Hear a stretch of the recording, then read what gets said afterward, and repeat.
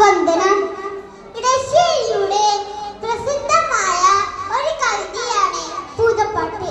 ആ കവിതയുടെ ചെറിയൊരു ഭാഗം എടുത്തിട്ടാണ് ഞാൻ ഇന്നിവിടെ പറയാൻ പോകുന്നത്.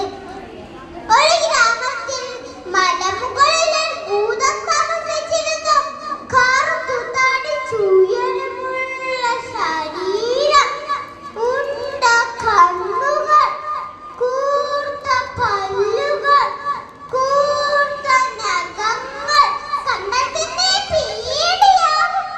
ആ വൈപോക്കരെ കൊന്നു തിന്നുവാൻ അവരുടെ സാധനങ്ങൾ എടുക്കുകയെന്നായിരുന്നു ഭൂതത്തിന്റെ പതിവ്. അങ്ങനെ ഇരിക്കുകയാണ് നങ്കേരിയുടെ മകനായ ഉണ്ണിക്കുട്ടൻ ആരോഗ്യത്തിൽ പഠിക്കാൻ പോയത്. തങ്ങുകുടം പോലും ഉണ്ണിയെ കണ്ടപ്പോൾ ഭൂതത്തിന് തോന്നി വാത്സല്യം തോന്നി.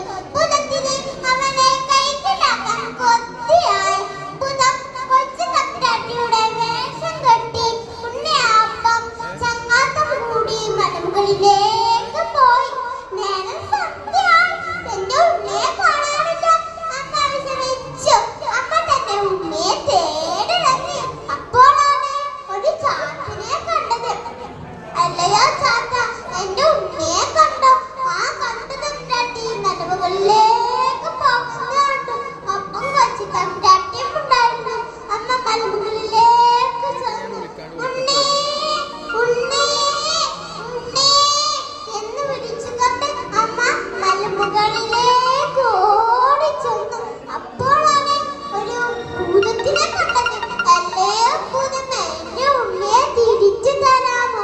തരാൻ ഒട്ടും ഇഷ്ടമില്ലാത്ത കൊടുങ്കാറ്റായും കാട്ടുതീയായും നരിയായും പുലിയായും അമ്മയെ പീഡിപ്പിക്കാൻ നോക്കി. അമ്മ അതിനൊന്നും വേണ്ടിയില്ല. പിന്നെ കുറെ സ്വർണങ്ങളും പണങ്ങളും കൊടുത്തു നോക്കി. അമ്മ അതിനും വേണ്ടിയില്ല. പിന്നെ ഇതിന്റെ രണ്ട് കണ്ണും ചൂടെടുത്ത് എനിക്ക് തന്നാൽ നിന്റെ ഉണ്ണിയെ തിരിച്ചു തരാം.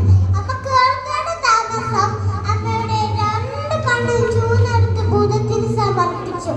ഇനിയെങ്കിലും ഭൂതമേ, എന്റെ ഉണ്ണിയെ തിരിച്ചു തരാമോ?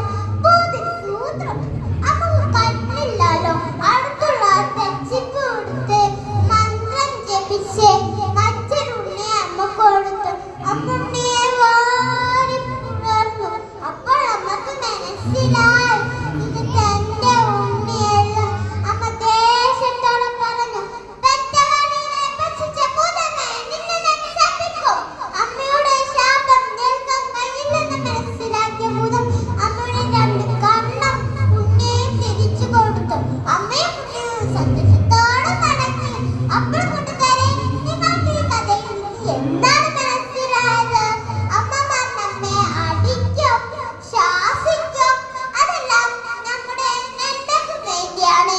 നന്ദി, നമസ്കാരം.